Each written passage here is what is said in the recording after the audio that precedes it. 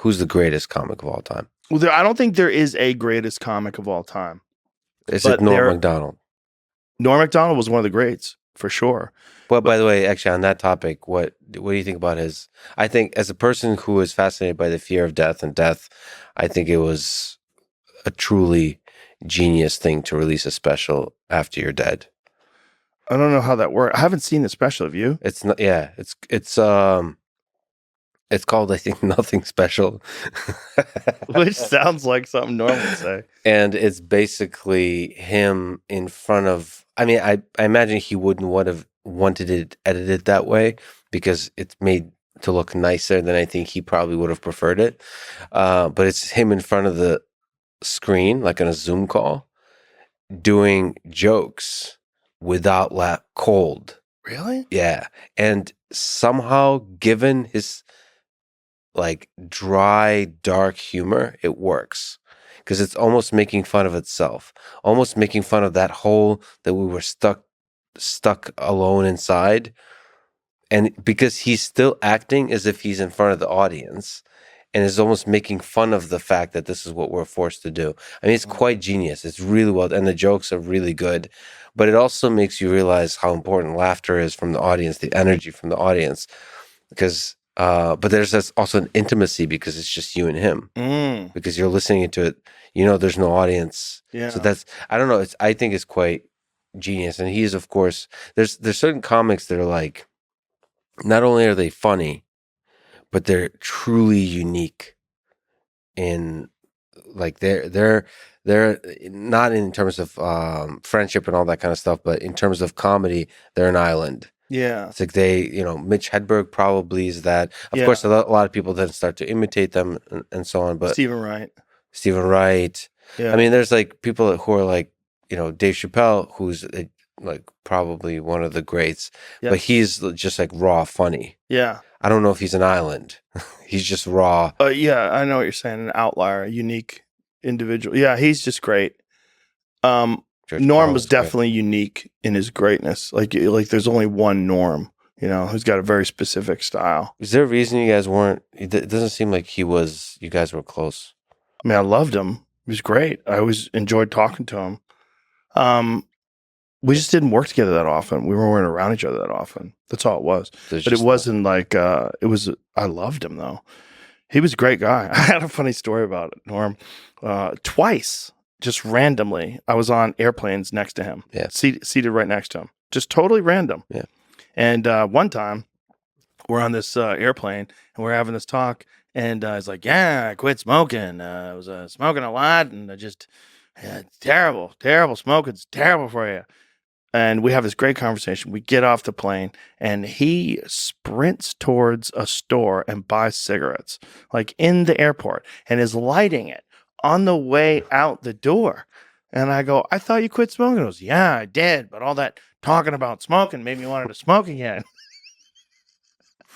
So before he's getting through the door of the airport, he's lighting it up. I can't wait.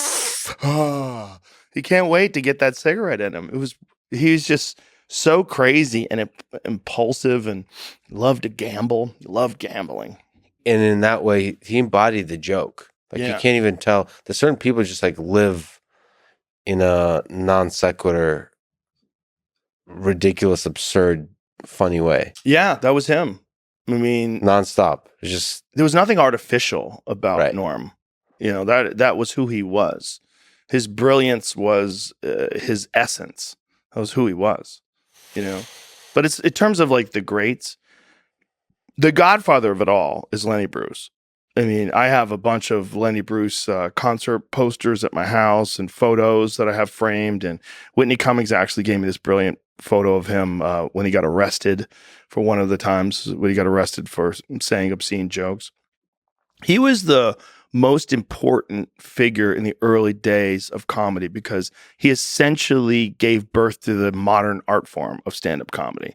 Before that, it was a bunch of guys that were like hosting shows and they would tell jokes.